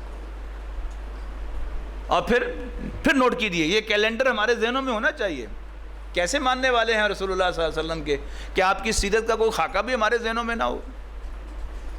یعنی رمضان سن 2 ہجری میں غزوہ بدر ہے، اور شوال سن 3 ہجری 13 مہینے کے بعد غزوہ احد ہے، اور پھر درمیان میں کئی غزوات ہیں، کئی مہمیں ہیں، کئی سرایا ہیں۔ آپ حساب لگائیں تو شاید آپ کو ہر 10-15 دن کے بعد کوئی ایک جو مہم ملے گی، ایسے ہی نہیں اسلام غالب ہوا تھا۔ اور پھر سن 4 ہجری میں کوئی بڑا مارکہ نہیں ہوا، بدر اولیٰ ہوئی ہے، بدر ثانی ہوئی ہے، لیکن اس کے بعد پھر سن 5 ہجری میں غزوہ خندق ہے۔ اور غزوہ خندق کیا تھا؟ قریش اپنے سارے اتحادیوں کو لے کر، پورے عرب کے اتحادیوں کو لے کر مکہ مدینہ منورہ پر حملہ آور ہوئے۔ 1 مہینے کا محاصرہ ہوا، نبی اکرم صلی اللہ علیہ وسلم نے مدینہ کا دفاع کرنے کے لیے خندق کھودی، اور اس کے بعد اللہ تعالیٰ کی پھر مدد آئی، اور اتنی شدید آندھی آئی، سردی کی راتیں، اور پھر ہوا جب شامل ہو جاتی ہے تو ٹھنڈ بڑھ جاتی ہے، پھر ان کے سارے ٹینٹ اکھڑ گئے، اور پھر وہ دیگیں جو تھیں وہ بھی الٹ گئیں، اور ٹینٹوں کو آگ بھی لگ گئی۔ اب ظاہر ہے کہ 10,000-12,000 کا لشکر بیٹھا ہوا ہو باہر، تو اس کے لیے کتنا کھانا جو ہے وہ تیار ہو رہا ہوگا، آپ اندازہ لگا لیجئے۔ تو وہ سب کچھ الٹ گیا، اور صبح ہوتے ہوتے سب میدان صاف تھا، اللہ کی مدد آ گئی۔ اب اگلے ہی سال سن 6 ہجری میں صلح حدیبیہ ہوئی ہے، یہ بھی اللہ تعالیٰ کی طرف سے پلاننگ ہے کہ نبی اکرم صلی اللہ علیہ وسلم کو خواب آیا، آپ یعنی اپنی طرف سے عمرہ کرنے کے لیے گئے، لیکن اللہ کے ابھی پلاننگ میں اس سال عمرہ نہیں تھا، لیکن اللہ تعالیٰ نے وہاں کس لیے بلایا تھا؟ صلح حدیبیہ کے لیے بلایا تھا۔ صلح حدیبیہ کیا تھا؟ ایک بہت بڑا بریک تھرو تھا، جسے قرآن مجید میں یعنی فتح مبین قرار دیا گیا ہے، کھلی فتح۔ وہ کیا تھی کہ قریش نبی اکرم صلی اللہ علیہ وسلم پر مذاکرات کرنے پر مجبور ہو گئے، ہوئی نا فتح۔ 10 سال کا معاہدہ ہو گیا کہ 10 سال کوئی جنگ نہیں ہوگی۔ جو ہی یہ معاہدہ ہوا، رسول اللہ صلی اللہ علیہ وسلم نے تمام سلاطین جو ارد گرد کے تھے اور والیان مختلف ریاستوں کے، ان کو پیغام بھیج دیا، اسلام لانے کی دعوت دے دی۔ پھر صلح ٹوٹ گئی قریش سے۔ اس سے پہلے وہ جو قریش کے یہود کے 3 قبیلے تھے، وہ ایک ایک کر کے ان سے صلح ٹوٹی، اور نبی اکرم صلی اللہ علیہ وسلم نے ان کے خلاف ایکشن لیا۔ کہ سیرت النبی ایک یعنی دنیا کی اہم ترین دستاویز ہے، اہم ترین سوانح عمری ہے رسول اللہ صلی اللہ علیہ وسلم کی، اسے پڑھنے کی ضرورت ہے۔ بلکہ میں چاہوں گا کہ سب حضرات جو یہاں تشریف لائے ہیں، یہ وعدہ میرے ساتھ کر کے اٹھیں کہ وہ کوئی نہ کوئی سیرت کی کتاب اپنی پسند کی، مصنف اپنی پسند کا، اپنے مسلک کا، اس کی آپ ضرور پڑھیں گے، لیکن وہ سیرت جو ہے وہ اول سے لے کر آخر تک ہو زمانی اعتبار سے۔ اور پھر آپ کو اندازہ ہوگا کہ رسول اللہ صلی اللہ علیہ وسلم کیا کرنے کے لیے تشریف لائے تھے، اور آپ کی زندگی میں اس مشن کے لیے، اللہ کے دین کے غلبے کے لیے کتنے اوقات ہیں۔ یعنی 40 سال کی عمر میں آپ پر وحی کا آغاز ہوا، 63 برس کی عمر میں آپ کا وصال ہوا، 23 قمری سال ہیں، شمسی نہیں قمری سال، اور ہر شمسی سال جو ہے وہ 10 دن 11 دن بڑا ہوتا ہے قمری سال کے مقابلے میں، اور ان سے بھی 2 سال پہلے مکہ فتح ہو گیا۔ تو 21 قمری سالوں میں آپ دنوں کا حساب لگا لیجئے، دن کے 24 گھنٹوں کا حساب لگا لیجئے، اور پھر ایک کمپیوٹر پر بیٹھ کر کیلکولیٹر پر بیٹھ کے کیلکولیٹ کیجئے کہ حضور صلی اللہ علیہ وسلم نے کتنے گھنٹے آرام فرمایا، کھانے پینے میں کتنا وقت لگا، پھر نماز حضور صلی اللہ علیہ وسلم کی ہماری نماز سے تو یقیناً بہت لمبی نماز تھی، خاص طور پر آپ کی رات کی نماز قرآن مجید گواہ ہے کہ 2/3 رات، نصف رات اور 1/3 رات پر مشتمل ہوتی تھی۔ وہ گھنٹے لگا لیے، باقی سارا وقت وہ کس کام میں گزرا ہے، وقت فرصت ہے کہاں، کام ابھی باقی ہے، نور توحید کا اتمام ابھی باقی ہے۔ تو حضور صلی اللہ علیہ وسلم کے نہج پر جب تک کوئی تحریک نہیں اٹھے گی اس ملک میں، اسلام کے غلبے کے لیے، اسلام کی سربلندی کے لیے، اللہ کے دین کو قائم کرنے کے لیے، تو اندازہ یہی ہو رہا ہے باقی سب کچھ تو آزمایا جا چکا، اس وقت تک یہاں اللہ کا دین قائم نہیں ہوگا۔ اور میں ریکارڈ درست کروا دوں کہ یہ آج دنیا میں دھرنا جو ہے، خاص طور پر ہمارے ملک میں، یہ بڑی کامیاب اسٹریٹجی شمار ہو رہی ہے۔ ہر کوئی دھرنا دے رہا ہے، لیکن یہ دھرنا کس نے اس ملک میں انٹروڈیوس کروایا ہے، کس نے متعارف کروایا ہے؟ یہ منہج انقلاب نبوی پڑھیے، یہ عبدالخالق صاحب نے تو اعلان نہیں کیا اس کتاب کا، لیکن محترم ڈاکٹر اسرار احمد صاحب کی جو عظیم خدمات ہیں علمی اعتبار سے، ان میں سے ایک ان کی اہم خدمت جو ہے وہ منہج انقلاب نبوی، ان کے وہ 11 خطابات ہیں جس میں انہوں نے فرمایا ہے کہ پھر اب کیا اسٹریٹجی ہونی چاہیے، زمانے میں کیا تبدیلی آئی ہے، بہت سا پانی بہہ گیا اور بہت سا وقت گزر گیا، اب کرنے کا کام کیا ہے، حضور صلی اللہ علیہ وسلم کی اس سیرت پر کیسے آج ہم عمل کریں گے۔ یہ تو یقین ہے کہ بہترین اسوہ بھی رسول اللہ صلی اللہ علیہ وسلم کا، بہترین اسٹریٹجی بھی رسول اللہ صلی اللہ علیہ وسلم کی۔ اصل میں ہوا کیا ہے، وہ جو میں نے کہا نا کہ بہت سے دھوکے ہمیں ہوئے، ان میں سے ایک دھوکہ یہ بھی ہوا کہ ہم نے یہ تو پڑھا سورہ احزاب میں کہ لَقَدْ كَانَ لَكُمْ فِي رَسُولِ اللَّهِ أُسْوَةٌ حَسَنَةٌ، کہ تمہارے لیے اللہ کے رسول کی شکل میں بہترین اسوہ موجود ہے۔ لیکن جب اسوہ کی تشریح کی تو پھر لے دے کر نماز کا اسوہ، روزے کا اسوہ، مسواک کا اسوہ، وضو کا اسوہ، اس سے آگے ہم بڑھ ہی نہیں سکے، زیادہ سے زیادہ زور لگایا تو نکاح کا اسوہ سامنے آیا، اور اس میں بھی یہ سامنے نہیں آیا کہ نکاح کرنا کیسے ہے۔ حالانکہ حدیث کی کتابیں آپ کھنگال لیجئے تو احادیث کی کتابوں میں نکاح کے سلسلے میں جہاں یہ حدیث ہے کہ النکاح من سنتی، النکاح سنتی نہیں ہے، نکاح کرنا میرے طریقے میں سے ہے، لیکن وہ پورا طریقہ کیا ہے وہ تو ہم نے دیکھا ہی نہیں، اور اس نکاح میں سے بھی صرف نکاح ہی ہمیں یاد رہا، جبکہ حدیث میں 2 ہی باتوں کا ذکر ہے، نکاح کا اور ولیمے کا۔ تو آپ کی سیرت یہ بہت اہم ڈاکومنٹ ہے، سب کے پڑھنے کا ہے، تو اس میں منہج انقلاب نبوی پڑھیے، تنظیم اسلامی آپ کے سامنے ایک طریقہ کار دے رہی ہے۔ ایک پہلے تو یہ بات سمجھیے کہ جو میں نے عالمی حالات کا نقشہ آپ کے سامنے پیش کیا ہے یہ واقعی ایسے ہے، اور پاکستان کی جو میں نے حیث ترکیبی بیان کی ہے کہ یہ اللہ تعالیٰ کی طرف سے خاص دین ہے، خاص نعمت ہے جو ہمیں عطا ہوئی ہے۔ ہندوستان میں رہنے والے مسلمان کے حالات دیکھیے، اپنے حالات دیکھیے، وہ جو سورہ انفال کے اندر فرمایا گیا نا کہ وَاذْكُرُوا نعمت اللہ الذی، کیا الفاظ ہے جی، اذ کنتم قلیلا مستضعفون فی الارض، یاد کرو جب زمین میں تم تعداد میں کم تھے اور زمین میں دبائے جا رہے تھے، تو فآواکم وأیدکم بنصرہ، ایسے میں اللہ تعالیٰ نے تمہیں پناہ دی اور تمہاری مدد فرمائی۔ ہم پاکستانی بالکل تصویر ہیں اس کی کہ اگر پاکستان نہ بنتا تو ہم کیا تھے، ہندوستان میں ہم قلیل تھے تعداد میں، کوئی ہمیں پوچھنے والا بھی نہ ہوتا۔ پروفیسر ڈاکٹر راشد لطیف صاحب وہ نسوانی امراض کے پروفیسر ہیں، بڑے نامور، تو وہ یہ کہتے ہیں اپنے شاگردوں سے کہ میں آج اگر اس پوزیشن پہ ہوں تو پاکستان کی وجہ سے ہوں۔ پورے ہندوستان میں 1000 گائناکالوجسٹ ہیں، جن میں سے صرف 3 مسلمان ہیں۔ میں بھی دیکھ لوں، میں نے اگر ڈینٹل کالج میں داخلہ مجھے مل گیا، وہ بھی آخری تھا میرٹ پر، میں اپنی کلاس میں، تو ہندوستان ہوتا تو پھر میں شاید ڈینٹل ٹیکنیشین بھی نہ ہوتا۔ آپ میں سے ہر شخص جائزہ لے اپنا، آج اگر وہ چارٹرڈ اکاؤنٹنٹ ہے تو شاید متحدہ ہندوستان میں وہ اکاؤنٹ کا کلرک بھی نہ ہوتا۔ آج اگر کوئی FRCS اور FCPS سرجن ہے تو وہ شاید کوئی وارڈ بوائے بھی نہ ہوتا۔ آج اگر کوئی پروفیسر ہے تو شاید وہ پرائمری کا ٹیچر بھی نہ ہوتا۔ یہ اللہ تعالیٰ نے ہمیں جو برکت دی ہے، ہمیں جو انعام دیا ہے پاکستان کی شکل میں، اس کی برکات تو ہم ساری لے رہے ہیں۔ یہ سارے محلات، یہ ساری کوٹھیاں، یہ سارے بازار، پوچھ لیجئے کسی بڑے سے کہ سرگودا کے بازار میں کس کی حکمرانی تھی۔ ایک مرتبہ اسی موضوع پر ہماری تنظیم اسلامی ایک ریلی تھی فیصل آباد میں، تو گھنٹہ گھر میں میں نے اسی آیت کے حوالے سے خطاب کیا کہ یاد کرو جب تم تعداد میں کم تھے تو اللہ تعالیٰ نے تم پر عنایت فرمائی۔ تو ایک بزرگ آدمی میرے پاس آئے بعد میں، مولوی صاحب تو ٹھیک کیا ہے، انہوں نے مجھے گن کے بتایا کہ گھنٹہ گھر کے گرد 8 بازاروں میں کل 7 دکانیں مسلمانوں کی تھیں، کل 7 دکانیں۔ تو ہم نے وہ جو اس کے فائدے تھے دنیاوی وہ سارے لے لیے، اور پھر اسلام کو ہم پیٹھ دکھا رہے ہیں۔ اور پھر ہمارا یہ جرم بھی یاد رکھیے، جیسے جہاں عنایت زیادہ ہوتی ہے تو پھر جرم بھی بڑا ہوتا ہے۔ باقی ساری دنیا کے مسلمان وہ شاید اتنے بڑے مجرم نہ ہوں اگر وہ اسلام کے قیام کی جد و جہد اپنے اپنے ملکوں میں نہ کرے جتنے بڑے مجرم میں اور آپ ہوں گے. اس لیے کہ اللہ تعالیٰ نے اپنے خاص فضل و کرم سے ہمیں پاکستان عطا کیا اور ایک وعدے کی بنیاد پر عطا کیا کہ اے اللہ ہمیں ایک خطہ زمین دے دے کہ ہم اس میں تیرے دین کو بول بالا کریں اور اس ملک میں ہم اللہ کے دین کو غالب کریں گے ان تمام چیزوں کے اللہ رغم. تو پھر یہیں سے پھر وہ رو چلے گی.